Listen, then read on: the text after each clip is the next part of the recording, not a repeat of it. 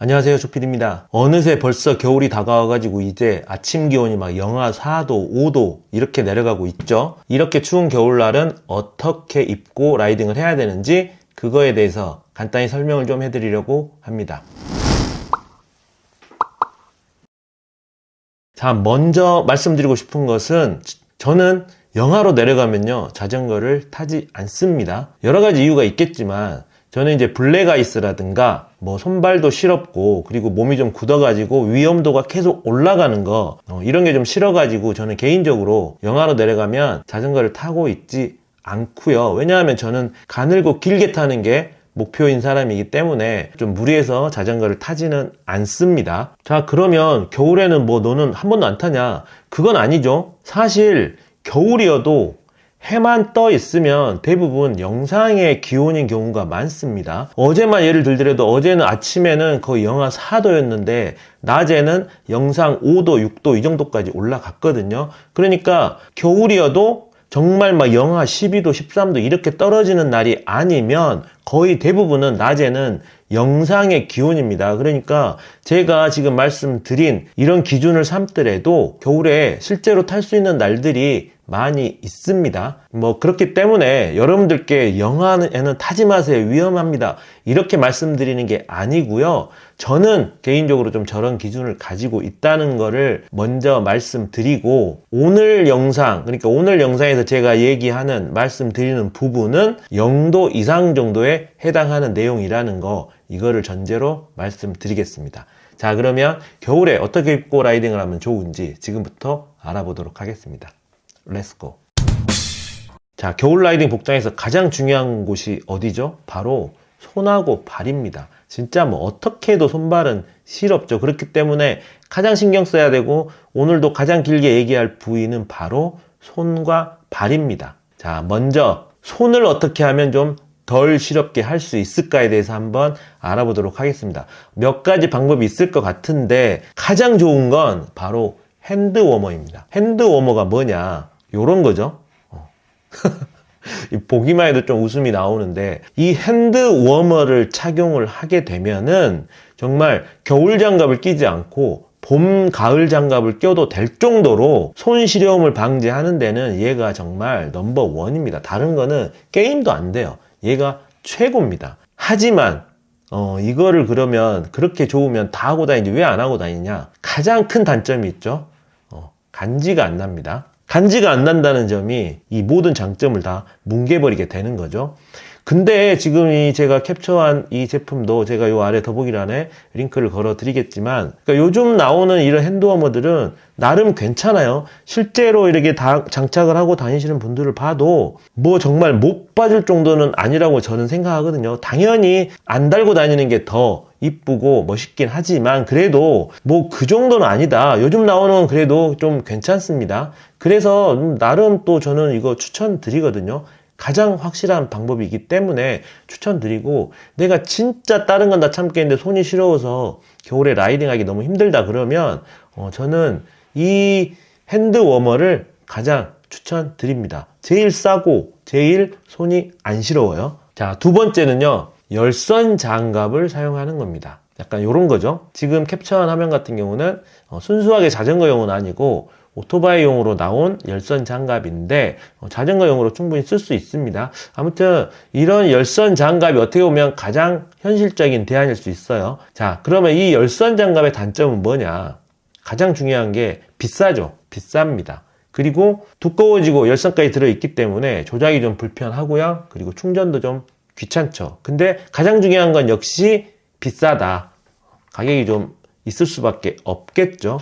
그래도 아무튼 돈 생각 안 한다면 좀 현실적인 대안이 될 수 있을 겁니다. 그런데 이 열선 장갑이 막 손이 후끈후끈하고 이 정도라고 생각하시면 안 돼요. 그냥 시렵지 않은 정도, 살짝 따뜻한 정도, 이 정도라고 생각하시면 됩니다. 자, 세 번째 같은 경우는 제가 사용하는 방법인데요. 그냥 겨울장갑 끼는 겁니다. 네, 그냥 겨울장갑 끼는 거예요.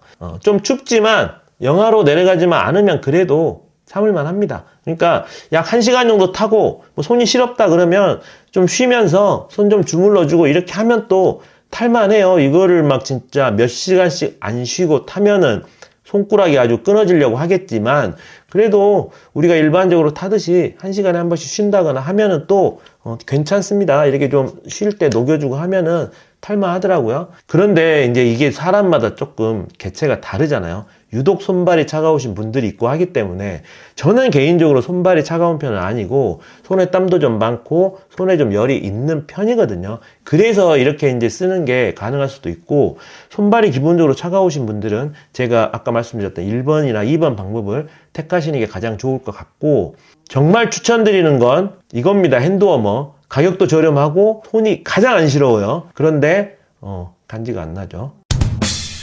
자, 그 다음에 발을 덜 시렵게 하는 방법. 솔직히 손보다 발이 더 어렵습니다. 발은 진짜 어떻게 해도 한두 시간 지나면 발꼬락이 시려울 수밖에 없거든요. 모두 경험을 해보셨을 텐데 이 발꼬락은 정말 어떻게 할 수가 없습니다. 그래서 그나마 현실적인 방법이 이거죠. 동계 슈커버 당연히 착용해야 되고요. 요즘은 이렇게 이제 열선 양말이라는 게 있거든요. 그래서 이런 배터리가 들어있고 이 배터리를 여기 정강이 쪽에 넣어서 이렇게 충전식으로 사용하는 열선 양말이 있는데 슈커버하고 이 열선 양말까지 하면은 그래도 나름 조금 견딜만 합니다. 그리고 이제 은박지는 뭐냐면요. 은박지로 신발의 앞부분을 감싸는 거죠. 그렇게 한 다음에 슈커버를 씌우면 바람이 훨씬 덜 들어오기 때문에 발이 훨씬 덜 시리다고 합니다. 이 방법은 윤중원님, 우리나라 아마추어 넘버원인 윤중원님의 방법이고 아라누나 유튜브에선가 제가 본 것 같거든요. 근데 굉장히 이 방법을 추천을 하시더라고요. 아무튼 정리하자면 손보다 더 어려운 게 발인데 발은 정말 요 정도 세 가지 외에는 큰 방법이 없는 것 같고요. 가장 좋은 건 뭐죠? 한두 시간 타면 좀 따뜻한 데 들어가서 쉬어야죠. 그 방법밖에 없는 것 같습니다. 발꼬락 시려운 건 진짜 정말 참기 힘든 것 같아요. 자, 그 다음에 이제 상하이 복장입니다. 어떻게 보면 손발에 비하면 상하이 복장은 쉽죠. 쉽기 때문에 좀 빨리 설명을 하고 넘어가도록 하겠습니다. 자, 상하이 복장. 그러니까 우리가 이제 겨울용 의류를 입을 때 가장 신경 써야 될 부분은요. 레이어드를 하셔야 돼요. 그러니까 엄청 두꺼운 막 패딩 같은 거 하나를 입는 게 아니라 얇은 옷을 겹겹이 입는 게 가장 중요합니다. 그래야 벗을 수가 있잖아요. 그죠? 그래서 일단 레이어드로 입어야 된다. 요게 중요한 것 같고요. 그리고 자전거를 갖고 딱 나갔을 때 추워야 돼요. 자전거를 가지고 집에서 밖으로 딱 나갔는데 안 춥다. 그러면 하나 벗고 나가세요. 그거 실패한 겁니다. 그러면 달리면 땀나서 죽습니다. 내가 자전거를 가지고 문 밖에 딱 나갔을 때 추워. 요 정도가 돼야 됩니다. 그래야 달리면 딱 좋아요. 그리고 세 번째, 이것도 좀 중요한 것 같은데 이너웨어를 저는 착용하는 것을 추천드립니다. 왜냐하면 땀 배출이 용이하죠. 달리다 보면 아무리 겨울이어도 이 상체에는 땀이 나거든요. 땀이 나는데 땀이 나는 것까지는 좋아요. 근데 땀이 나고 나서 땀에 젖은 상태로 쉬면 어떻게 되죠? 감기 걸리기 딱 좋습니다. 그래서 이 난 땀이 최대한 빨리 배출이 되는 게 중요하고 이 땀으로 인해서 옷이 젖지 않는 게 정말 중요하거든요. 이런 기능을 담당하는 걸로는 이너웨어 이상이 없는 것 같습니다. 그래서 겨울용 이너웨어를 꼭 입고 그 위에 이제 융젖지 이런 걸 입으면 훨씬 땀이 덜 차고 달리면서 땀이 빨리 식거든요. 그래서 쉴 때 땀에 쩔어서 갑자기 추워지고 한기가 느껴지고 하는 것들이 좀 덜 하겠죠. 저는 이 겨울용 이너웨어를 상당히 좀 중요하게 생각하고 하나 정도 좀 괜찮은 제품 구입하시는 걸 추천드리겠습니다. 자, 그리고 제가 추천하는 상의에는요. 방금 말씀드린 것처럼 겨울 이너를 입고 그 위에 융으로 된 윈터 젖지, 두꺼운 젖지를 입습니다. 그리고 그 위에 아주 두꺼운 건 아니더라도 바람막이를 입어주는 걸 추천드립니다. 왜냐하면 윈터 젖지가 보온을 담당하고 바람막이가 방풍을 담당할 수 있게 이렇게 입어주시는 게 좋고요. 만약에 이렇게 입기 귀찮다 그러면 고어텍스, 우리가 알고 있죠. 고어텍스 의류를 착용하시면 됩니다. 고어텍스가 뭐죠? 바람을 막아주고 안에 있는 땀은 배출시켜주는 뭐 그런 고급 소재죠. 하지만 고어텍스에 뭐 기역자라도 들어가면 이제 가격이 기본 다 50만 원 넘어갑니다. 그러니까 제가 그걸 추천드릴 수는 없고 저는 그냥 윈터 젖지에 바람막이 이렇게 입는 거를 추천드리겠습니다. 근데 요것도 좀 아쉽다. 뭔가 좀 하나 더 입고 싶다 그러면 이너웨어 위에 얇은 긴팔 젖지를 입고 그리고 윈터 젖지를 입는 거를 추천드릴게요. 그리고 뭐 바람막이를 하시든지 이렇게 하시면 됩니다. 바람막이는 언제든지 접어서 뒷주머니에 넣을 수 있는 그런 바람막이를 추천드리겠습니다. 여기서 제가 얘기한 핵심은 뭐죠? 바로 레이어드예요. 아까도 말씀드렸지만 이렇게 얇은 옷들을 여러 겹을 겹쳐서 입는 게 핵심입니다. 그래야 더우면 안에 있는 뭐 젖지를 벗는다든가 아니면 겉에 바람막이를 벗는다든가 또 추우면 다시 벗었다가 입는다든가 이런 게 가능하거든요. 가장 핵심은 레이어드라는 거, 이거를 말씀드리겠습니다. 자, 그러면 하의는 뭐 융빕이죠. 겨울용 동계용 융빕. 동계용 융빕은 두껍고 안에 융이 들어가 있는 것도 있지만 무릎이나 허벅지 부분이 윈드실드 처리된 부분이 있거든요. 그러니까 무릎이나 허벅지 부분이 바람막이 처리된 부분이 있어요. 이런 융빕을 입으시는 거를 추천드립니다. 그래야지 무릎 같은 게 시렵지 않고 종아리나 뒤쪽, 햄스트링 쪽 이런 쪽에는 바람막이 처리가 안 돼 있어서 그쪽으로 바람이 빠져나가고 앞쪽에 바람이 직접적으로 닿는 부위는 바람막이가 처리가 되어 있는 게 추위를 훨씬 덜 타게 되거든요. 그래서 동계형 융빕을 입으시되 무릎이나 허벅지 부분에 바람막이 처리가 된 그런 융빕을 입으시는 걸 추천드립니다. 별것도 아닌 얘기 굉장히 길게 얘기했는데요.